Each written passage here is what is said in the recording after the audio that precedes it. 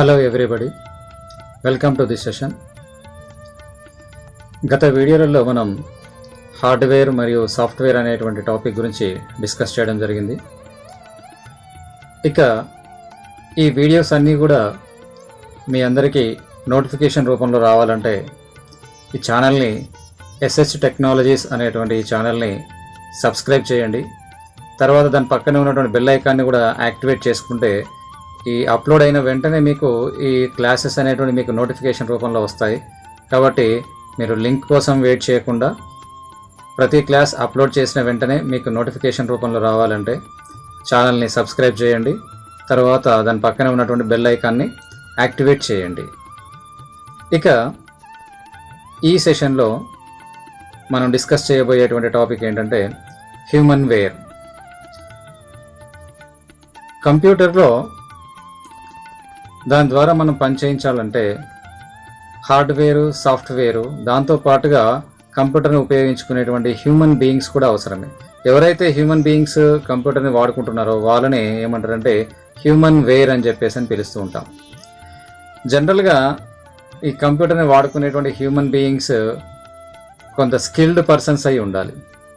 ఎందుకనంటే కంప్యూటర్ని వాడుకోవాలంటే దానికి సంబంధించినటువంటి మెషిన్కి సంబంధించినటువంటి ఫుల్ డీటెయిల్ నాలెడ్జ్ అనేటువంటిది వాళ్ళకి ఉండాల్సినటువంటి అవసరం ఎంతైనా ఉంటుంది. అయితే ఎవరైతే కంప్యూటర్ గురించి నాలెడ్జ్ తెలిసిన వాళ్ళు ఉన్నారో, కంప్యూటర్ని ఉపయోగించుకుంటున్నారో వారిని ఈ హ్యూమన్ వేర్ అని చెప్పేసి పిలుస్తుంటాం. అయితే హ్యూమన్ బీయింగ్స్ ఆ హ్యూమన్ వేర్ కింద వర్క్ చేసేటప్పుడు, కంప్యూటర్ చేత వర్క్ చేయించేటప్పుడు వారు చేయించేటువంటి విధానాన్ని బట్టి, ఆ లెవెల్ ఆఫ్ వర్కింగ్ పొజిషన్ బట్టి, వర్కింగ్ సిచ్యువేషన్ని బట్టి ఇక్కడ హ్యూమన్ వేర్ని 3 రకాలుగా డివైడ్ చేయవచ్చు. వారు ఎవరంటే first category of human ware ఎవరంటే సిస్టమ్ అనలిస్ట్ అంటాం. System analyst. సెకండ్ కేటగిరీ వాళ్ళని ప్రోగ్రామర్స్ అని చెప్పేసి పిలుస్తుంటాం. Second category programmers. And third one, last one ఏంటంటే data entry persons or data entry operators అని చెప్పేసి పిలుస్తుంటాం. ఈ విధంగా 3 రకాలైనటువంటి కేటగిరీల్లో మనం కంప్యూటర్ చేత వర్క్ చేయించేటువంటి హ్యూమన్ బీయింగ్స్ ఎవరైతే ఉన్నారో వారిని హ్యూమన్ వేర్ అని చెప్పేసి మనం పిలుస్తూ ఉంటాం. దానిలో ఫస్ట్ వన్ వచ్చేసి సిస్టమ్ అనలిస్ట్. ఈ సిస్టమ్ అనలిస్ట్ అనేటువంటి human being or human ware ఏ విధంగా కంప్యూటర్ చేత వర్క్ చేయిస్తాడు అని అంటే ఈయన ఫుల్ థరో నాలెడ్జ్ కలిగి ఉన్నటువంటి ఒక ఎక్స్పర్ట్ అయినటువంటి హై స్కిల్డ్ పర్సన్. ఈ హై స్కిల్డ్ అనేటువంటి పర్సన్ ఏం చేస్తాడంటే ఒక సిస్టమ్కి సంబంధించినటువంటి ఇన్ఫర్మేషన్ ఫుల్గా తెలుసుకొని దాన్ని ప్రాక్టికల్గా ఇంప్లిమెంట్ చేయడానికి ఏ విధమైనటువంటి అనాలిసిస్ అవసరము, ఏ విధంగా సిస్టమ్ని డిజైన్ చేయాలి అంటే ఒక ఆర్గనైజేషన్ని కంప్యూటరైజ్డ్గా మార్చాలంటే ఆ సిస్టంలో ఉండేటువంటి టోటల్ ఎన్ని రకాల డిపార్ట్మెంట్స్ ఉన్నాయి, వాటికి సంబంధించినటువంటి వర్క్స్ ఏంటి అనేటువంటిది అనాలిసిస్ చేయడం, ఒకవేళ ఏమైనా ఆ సిస్టంలో కనుక డిఫెక్ట్స్ కనుక ఉన్నట్లయితే వాటిని కొత్త సిస్టమ్ కింద డిజైన్ చేయడం, ఈ విధంగా total entire full thorough knowledge కలిగి ఉన్నటువంటి ఎక్స్పర్ట్ అయినటువంటి పర్సన్ ఎవరు అని అంటే సిస్టమ్ అనలిస్ట్ అని అంటాం. ఈ సిస్టమ్ అనలిస్ట్ ఏం చేస్తాడంటే టోటల్ సిస్టమ్ని అనాలిసిస్ చేస్తాడు. దాంతోపాటు ఏమైనా ప్రాబ్లమ్స్ ఉంటే వాటిని కొత్త సిస్టమ్ కింద కూడా డిజైన్ చేసి ఆ డిజైన్ చేసిన సిస్టమ్ ప్రకారంగా సాఫ్ట్వేర్ని డెవలప్ చేయడం, ఆ సాఫ్ట్వేర్ డెవలప్ చేసినటువంటి దాన్ని ఆ ఆర్గనైజేషన్ ద్వారా ఇంప్లిమెంట్ చేయించడం అనేటువంటిది జరుగుతుంది అన్నమాట. టోటల్ ఎంటైర్ ప్రాజెక్ట్ అనేటువంటిది ఈ సిస్టమ్ అనలిస్ట్ చేతుల మీద జరిగేటువంటి కాన్సెప్ట్ అనమాట. ఆయన్నే ఏమంటారంటే సిస్టమ్ అనలిస్ట్ అనేటువంటి హ్యూమన్ బీయింగ్ని ఇక్కడ మనం హై స్కిల్డ్ పర్సన్ కింద మనం ట్రీట్ చేస్తాం. ఇక రెండవ రకమైనటువంటి కాన్సెప్ట్ ఏంటంటే రెండవ రకమైనటువంటి హ్యూమన్ బీయింగ్ యూజర్ ఎవరు అని అంటే ప్రోగ్రామర్స్ అని అంటాం. ఈ ప్రోగ్రామర్ అనేటువంటి వాళ్ళు ఏం చేస్తారు, వీళ్ళు కూడా స్కిల్డ్ పర్సన్స్. కాకపోతే సిస్టమ్ అనలిస్ట్ ఎవరైతే ఉన్నారో ఆయన అనాలిసిస్ చేసినటువంటి ప్రాబ్లమ్స్ని ఏం చేస్తారంటే ఈ ప్రోగ్రామర్స్ ద్వారా మనకి ప్రోగ్రామ్స్ డెవలప్ చేయడం అనేటువంటి జరుగుతుంది అన్నమాట. అంటే ఈ సిస్టమ్ అనలిస్ట్ తన కింద ప్రోగ్రామర్స్ని అసిస్ట్ చేసుకుంటాడు. ఆ అసిస్ట్ చేసుకున్న ప్రోగ్రామర్స్ ద్వారా తను అనాలిసిస్ చేసినటువంటి ప్రాబ్లమ్స్ని ఈ ప్రోగ్రామర్స్ ద్వారా ప్రోగ్రామ్స్ రాయించి సాఫ్ట్వేర్ని డెవలప్ చేయడం అనేటువంటిది జరుగుతుంది అన్నమాట. అయితే ఎవరైతే ఈ సిస్టమ్ అనలిస్ట్కి అసిస్ట్గా వర్క్ చేస్తారో వారిని ప్రోగ్రామర్స్ అనేటువంటి యూజర్స్ కింద మనం ట్రీట్ చేయొచ్చు. వీళ్ళు సెకండ్ కేటగిరీ యూజర్స్ అని అంటాం. Second category of human wares అని చెప్పొచ్చు. ఫస్ట్ కేటగిరీ ఏమో సిస్టమ్ అనలిస్ట్ అంటాం, సెకండ్ కేటగిరీ ఏమో ప్రోగ్రామర్స్ అని చెప్తుంటాం. ఇక లాస్ట్ వన్ ఎవరైతే ఉన్నారో వారిని డేటా ఎంట్రీ ఆపరేటర్ లేదా డేటా ఎంట్రీ పర్సన్స్ అని అంటాం. వీళ్ళు ఏంటంటే మామూలుగా స్కిల్ ఉన్నటువంటి వాళ్ళు, ఓన్లీ సిస్టమ్ ఎలా వర్క్ చేయాలి, దానిలో ఉన్నటువంటి సిస్టమ్ ఆన్ చేయడం ఎలా, ఆఫ్ చేయడం ఎలా, తర్వాత సిస్టమ్ని యూజ్ చేయడం ఎలా, నార్మల్ నాలెడ్జ్ ఉన్నటువంటి నార్మల్ స్కిల్ ఉన్నటువంటి పర్సన్స్. ఈ నార్మల్ స్కిల్ ఉన్నటువంటి పర్సన్స్ ఏం చేస్తారంటే ఈ ప్రోగ్రామర్స్ డెవలప్ చేసినటువంటి ప్రోగ్రామ్స్ని ఫైనల్ స్టేజ్లో ఎవరైతే యూజ్ చేసుకుంటారో వారిని ఈ data entry operators or data entry persons అని అంటారు. వీళ్ళు ఏం చేస్తారంటే ఆ సాఫ్ట్వేర్కి సంబంధించినటువంటి డేటాని ఎంట్రీ చేస్తారు, తర్వాత ఆ ప్రోగ్రామ్స్ డెవలప్ చేసినటువంటి ప్రోగ్రామ్స్ ద్వారా వాటిని ప్రాసెస్ చేయిస్తారు. వీరికి ఆ ప్రోగ్రామ్ ఎలా రాశారు అనేటువంటి నాలెడ్జ్ వీరికి అవసరం లేదు. తర్వాత వీళ్ళు చేయాల్సినటువంటి ఏంటంటే ఆ సాఫ్ట్వేర్ అడిగినటువంటి దాని ప్రకారంగా డేటా ఎంట్రీ చేయడం, ఆ ప్రోగ్రామ్స్ ద్వారా ప్రాసెస్ చేసి రిజల్ట్ చేసి తీసుకోవడం అనేటువంటి నాలెడ్జ్ మటుకు మాత్రమే ఉంటుందన్నమాట. అందుకే వీరిని ఏమంటే third category, third level of human wares అని అంటాం. వీరిని డేటా ఎంట్రీ ఆపరేటర్ అండ్ లేదా డేటా ఎంట్రీ పర్సన్స్ అని పిలుస్తున్నాం. ఈ విధంగా హ్యూమన్ వేర్ అనేటువంటిది 3 రకాలుగా చెప్పొచ్చు. ఒకరు సిస్టమ్ అనలిస్ట్ కింద చెప్పొచ్చు ఫస్ట్ కేటగిరీని, సెకండ్ కేటగిరీని ప్రోగ్రామర్స్ కింద చెప్పొచ్చు, అండ్ ఫైనల్గా థర్డ్ వన్ని data entry operator or data entry persons కింద మనం ట్రీట్ చేయొచ్చు. ఈ విధంగా హ్యూమన్ వేర్ అనేటువంటిది 3 రకాలుగా ఉంటుంది. ఇలా ఓవరాల్గా కనుక చూస్తే మనకి hardware, software and human ware అనేటువంటి 3 ఎన్విరాన్మెంట్స్ అనేటువంటి వాటిని ప్రజెంట్గా ఉండడం వల్ల మన కంప్యూటర్ని పర్ఫెక్ట్గా యూజ్ చేసుకొని దాంతో వర్క్ చేయించుకునే అవకాశం అనేటువంటిది ఏర్పడుతుంది. ఇక ఇదే కంప్యూటర్ టర్మినాలజీలో మనం ఏం చేస్తుంటాం అంటే కొన్ని ఎసెన్షియల్ టర్మ్స్ అనేటువంటివి కూడా యూజ్ చేస్తూ ఉంటాం. ఈ కంప్యూటర్ని వాడుతున్నప్పుడు ఉపయోగించేటువంటి ఎసెన్షియల్ టర్మినాలజీ అనేటువంటిది వాడుతుంటాం. అంటే ఈ హార్డ్వేర్, సాఫ్ట్వేర్ అండ్ హ్యూమన్ వేరే కాకుండా అడిషనల్గా సమ్ మోర్ టర్మినాలజీ వాడుతుంటాం. దానిలో మోస్ట్ పాపులర్ టర్మినాలజీ ఏంటంటే బూట్ స్ట్రాపింగ్ అని ఒక టర్మినాలజీ ఉంది. Bootstrapping. ఈ బూట్ స్ట్రాపింగ్ అనేటువంటి టర్మినాలజీ దీని యొక్క మీనింగ్ ఏంటంటే కంప్యూటర్ని వర్కింగ్ కండిషన్లోకి తీసుకురావడానికి మనం కంప్యూటర్కి ఇచ్చేటువంటి ఆపరేటింగ్ సిస్టమ్, ఓకే, ఆ ఆపరేటింగ్ సిస్టమ్ ఇచ్చేసి కంప్యూటర్ని వర్కింగ్ కండిషన్లోకి తీసుకొచ్చేటువంటి ప్రాసెస్ని ఏమంటారంటే బూట్ స్ట్రాపింగ్ అని అంటాం. దీన్ని డెఫినేషన్ ప్రకారం చెప్పాలంటే the operation of feeding computer with operating system in order to make it ready for operation is called the boot strapping, లేదా దీన్ని ఏమంటారంటే బూటింగ్ అనేటువంటి నేమ్తో కూడా పిలుస్తుంటారు. ఈ విధంగా మనం బూట్ స్ట్రాపింగ్ అనేటువంటి టర్మ్ని వాడుతున్నప్పుడు దాని అర్థం ఏంటంటే కంప్యూటర్కి ఆపరేటింగ్ సిస్టమ్ని ఇచ్చేసి వర్కింగ్ కండిషన్లోకి తీసుకురావడానికి ఇచ్చేటువంటి ప్రాసెస్ని బూట్ స్ట్రాపింగ్ అనేటువంటి నేమ్తో పిలుస్తుంటాం. ఇది ఫస్ట్ ఎక్కువగా వినిపించేటువంటి టర్మినాలజీ. ఇక సెకండ్ టర్మినాలజీ ఏంటంటే మోడ్ ఆఫ్ ఆపరేషన్ అంటాం. మోడ్ ఆఫ్ ఆపరేషన్ లేదా దీన్ని మోడ్ ఆఫ్ ప్రాసెసింగ్ అని పిలుస్తుంటాం. Mode of processing. ఈ మోడ్ ఆఫ్ ప్రాసెసింగ్ అని అంటే ఏంటంటే కంప్యూటర్కి ఇచ్చినటువంటి డేటాని ఏ విధంగా ప్రాసెస్ చేస్తుందో చెప్పేటువంటి కాన్సెప్ట్ అన్నమాట. జనరల్గా కంప్యూటర్స్ అనేటువంటివి తనకి వచ్చినటువంటి డేటాని ప్రాసెస్ చేయడానికి 2 రకాలుగా ప్రాసెస్ చేస్తుంటుంది. దానిలో ఫస్ట్ వన్ ఏంటంటే ఆన్లైన్ మోడ్ ప్రాసెసింగ్ అని అంటారు. Second one is batch mode processing. First one is online mode processing, second one is batch mode processing అంటాం. దీనిలో ఫస్ట్ వన్ ఏంటంటే ఆన్లైన్ మోడ్ ప్రాసెసింగ్. ఈ ఆన్లైన్ మోడ్ ప్రాసెసింగ్ ఏం చేస్తామంటే computers each and every ప్రోగ్రామ్కి సంబంధించినటువంటి ఇన్పుట్ అనేటువంటిది మనం ఎట్ ఏ టైం ప్రజెంట్గా ఇస్తాం, అప్పుడే అది ప్రాసెస్ చేసి మనకి రిజల్ట్ అనేటువంటిది ఇచ్చేస్తుంది అనమాట. అంటే ఇక్కడ ఏమవుతుందంటే ఇన్పుట్ తీసుకుంటుంది, ప్రాసెస్ చేసి రిజల్ట్ ఇస్తుంది అనమాట. ఎట్ ఏ టైం ఇచ్చేస్తాం, ఒక డేటా ఇచ్చేస్తాం, ఒక ఇన్స్ట్రక్షన్ ఇచ్చేస్తాం, ప్రాసెస్ చేస్తుంది, రిజల్ట్ ఇచ్చేస్తుంది. దాన్ని ఏమంటారంటే ఆన్లైన్ ప్రాసెసింగ్ అని పిలుస్తుంటాం. ఇక రెండవది ఏంటంటే బ్యాచ్ మోడ్ ప్రాసెసింగ్ అంటాం. ఈ బ్యాచ్ మోడ్ ప్రాసెసింగ్ అంటే ఏంటంటే మనకు కావాల్సినటువంటి డేటాని, ఇన్స్ట్రక్షన్స్ అన్నిటిని ఒక మీడియంలో స్టోర్ చేసి, ఒక స్టోరేజ్ డివైస్లో స్టోర్ చేసి దాన్ని కంప్యూటర్కి ఇన్పుట్ ఇచ్చేస్తే అప్పుడు దానిలో ఉన్నటువంటి డేటానన్నీ కూడా స్టెప్ బై స్టెప్గా 1 by 1 డేటాని ప్రాసెస్ చేసి మనకి రిజల్ట్ ఇవ్వడం అనేటువంటి జరుగుతుంది. ఒక బ్యాచ్ లాగా ట్రీట్ చేస్తుంది. ఆ బ్యాచ్లో ఉన్నటువంటి టోటల్ ఇన్స్ట్రక్షన్స్ అన్నిటిని కూడా ప్రాసెస్ చేసి మనకి రిజల్ట్ ఇవ్వడం అనేటువంటిది జరుగుతుంది అన్నమాట. ఈ విధంగా మనకి ఈ మోడ్ ఆఫ్ ప్రాసెసింగ్కి వచ్చేసరికి ఏం చేస్తామంటే 2 రకాలుగా చెప్తుంటాం. ఒకటి ఆన్లైన్ ప్రాసెసింగ్ అని, రెండవది బ్యాచ్ మోడ్ ప్రాసెసింగ్ అని చెప్పేసి చెప్తుంటాం. ఇక నెక్స్ట్ వచ్చేటువంటి టర్మినాలజీ ఏంటంటే మల్టీ ప్రోగ్రామింగ్ అని అంటాం.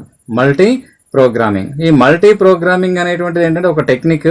ఈ టెక్నిక్ అనేటువంటి దాని ద్వారా ఏం చేస్తుందంటే కంప్యూటరు తనకు ఉన్నటువంటి రిసోర్సెస్ అన్నిటిని కూడా రిసోర్సెస్ అన్నిటిని కూడా ఏం చేస్తుందంటే మల్టిపుల్ ప్రోగ్రామ్స్ని ఎగ్జిక్యూట్ చేయడానికి తన యొక్క రిసోర్సెస్ని షేర్ చేస్తుంది అనమాట. అంటే ఇక్కడ వేరియస్ రిసోర్సెస్ని మనం ఒకేసారి యూస్ చేసుకోవచ్చు. ఇన్పుట్ డివైస్ వర్క్ చేస్తున్నప్పుడు అక్కడ ప్రాసెసింగ్ సంబంధించినట్టు కూడా వర్క్ చేయించవచ్చు అనమాట. అంటే 1 by 1 కాకుండా at a time multiple programs అనేటువంటి ఎగ్జిక్యూట్ చేయించవచ్చు. అట్లా మల్టిపుల్ ప్రోగ్రామ్స్ని మల్టిపుల్ డివైసెస్ ద్వారా ఎగ్జిక్యూట్ చేయించేటువంటి ప్రాసెస్ని ఏమిటంటే మల్టీ ప్రోగ్రామ్స్ అని చెప్పేసి మనం పిలుస్తూ ఉంటాం. దీని తర్వాత వచ్చినటువంటిది నెక్స్ట్ ఇంకోటి టర్మినాలజీ ఏంటంటే టైం షేరింగ్ అని చెప్పేసి వన్ మోర్ కాన్సెప్ట్ అనేటువంటిది ఉంది. వన్ మోర్ టర్మినాలజీ ఇక్కడ యూజ్ చేస్తాం, టైం షేరింగ్.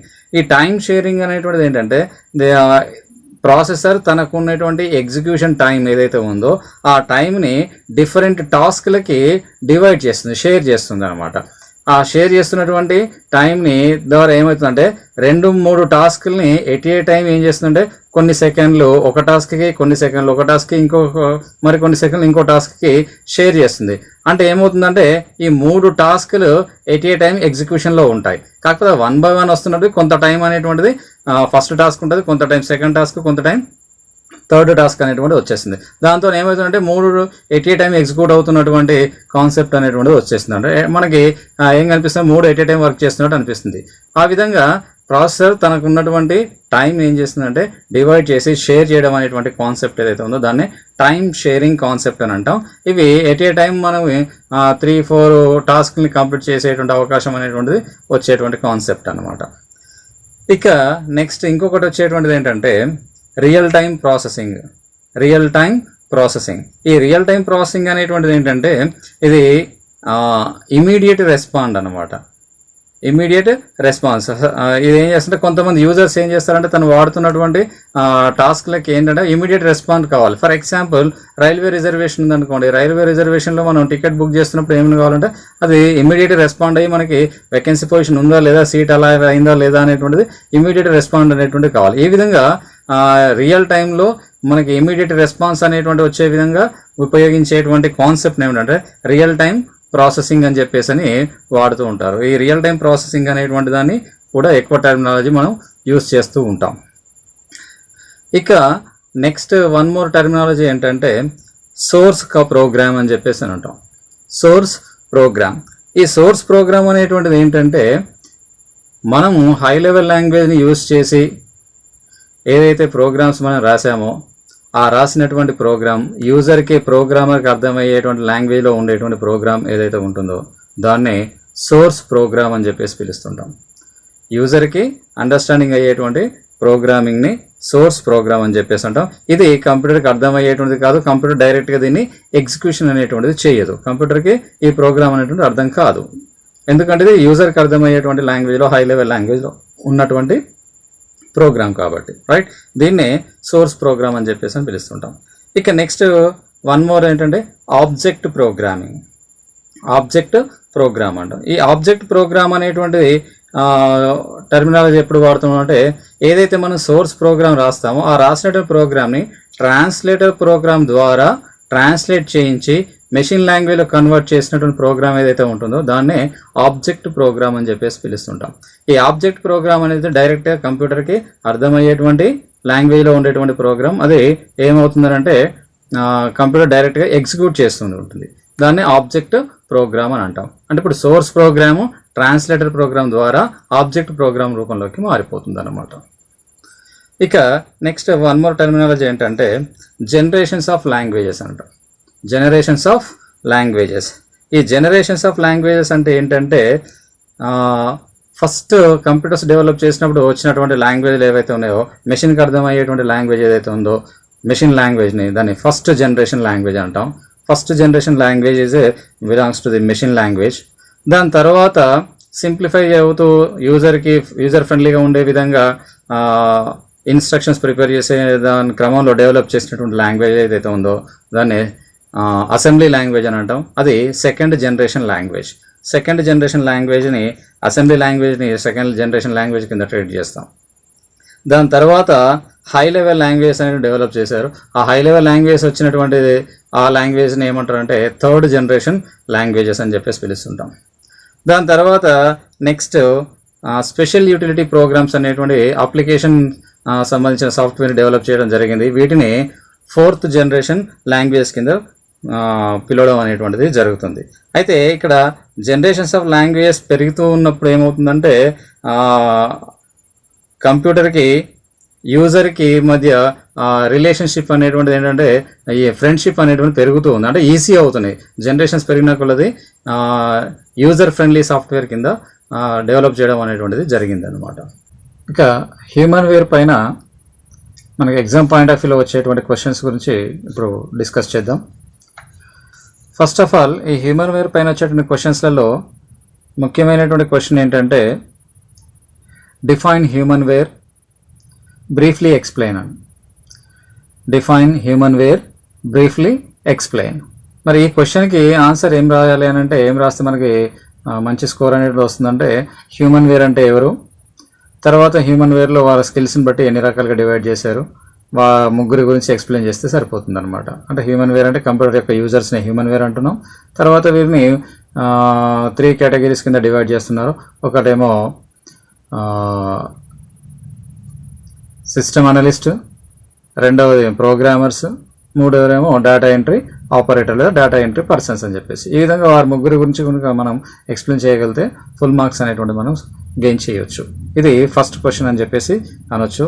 ఇక నెక్స్ట్ సెకండ్ క్వశ్చన్ ఏమడగవచ్చు అని అంటే, దీనిలో briefly explain about multi programming, time sharing, online processing, batch processing. ఇలా 4 క్వశ్చన్స్ కలిపేసి ఒకటే క్వశ్చన్ కింద అడగవచ్చు. 4 ఆప్షన్స్ ఇచ్చేసి ఒకటే క్వశ్చన్ కింద అడగవచ్చు. దీంట్లో దీన్ని సెకండ్ కేటగిరీ కింద సెకండ్ క్వశ్చన్ కింద మనం చూడొచ్చు.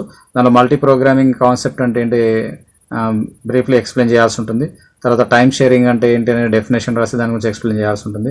తర్వాత ఆన్లైన్ ప్రాసెసింగ్ ఎలా జరుగుతుందో చెప్పాలి. దాని తర్వాత బ్యాచ్ మోడ్ ప్రాసెసింగ్ అనేటువంటిది ఏ విధంగా జరుగుతుంది అనేటువంటిది కూడా ఎక్స్ప్లెయిన్ చేస్తే సరిపోతుంది అనమాట. ఇది రెండవ క్వశ్చన్ కింద ట్రీట్ చేయొచ్చు. ఇక మూడవ క్వశ్చన్ ఏంటంటే what is a boot strapping. What is a boot strapping. Boot strapping అంటే ఏమిటి, దాని యొక్క డెఫినేషన్ ఏంటి, బూట్ స్ట్రాపింగ్ యొక్క మీనింగ్ ఏంటి అనేటువంటిది మనం ఎక్స్ప్లెయిన్ చేస్తే సరిపోతుంది అనమాట. నెక్స్ట్ క్వశ్చన్ వచ్చేసి define a source program and object program. Source program మరియు ఆబ్జెక్ట్ ప్రోగ్రామ్ను డిఫైన్ చేస్తే వాటి యొక్క డెఫినేషన్స్ రాస్తే సరిపోతుంది. సోర్స్ ప్రోగ్రామ్ దాని యొక్క డెఫినేషన్, ఆబ్జెక్ట్ ప్రోగ్రామ్ దాని యొక్క డెఫినేషన్ కనుక మనం క్లియర్గా రాసి ఎక్స్ప్లెయిన్ చేస్తే సరిపోతుంది అనమాట. తర్వాత లాస్ట్లో వచ్చేసి ఏంటంటే how many generations of software, how many generations of software mention their names అని చెప్పేసి.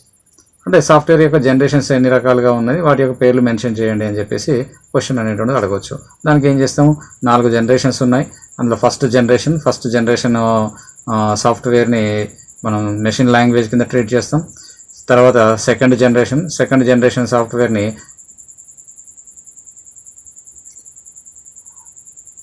అసెంబ్లీ లాంగ్వేజ్ కింద ట్రీట్ చేస్తాం. థర్డ్ జనరేషన్ లాంగ్వేజ్ని హై లెవెల్ లాంగ్వేజ్ కింద ట్రీట్ చేస్తాం. తర్వాత ఫోర్త్ జనరేషన్ లాంగ్వేజ్ని స్పెషల్ యూటిలిటీ ప్రోగ్రామ్స్ కింద మనం ట్రీట్ చేయడం అనేటువంటిది జరుగుతుంది. ఈ విధంగా generations of software, generations of languages కింద మనం ఆ క్వశ్చన్స్ కనుక రాయగలిగితే ఫుల్ మార్క్స్ గెయిన్ చేయగలుగుతాం. ఇవి ఈ టాపిక్ మీద వచ్చేటువంటి exam point of view questions. వీటిని ఈ క్వశ్చన్స్కి ఆన్సర్స్ మనకి క్లియర్గా తెలియాలంటే మనకి ఈ వీడియోలో వచ్చినటువంటి టాపిక్ని మొదటి నుంచి చివరి వరకు కనుక మనం వినగలిగితే, చూడగలిగితే మనం ఈజీగా ఆన్సర్ చేయొచ్చు, కాన్సెప్ట్ని అర్థం చేసుకోవచ్చు. Thank you.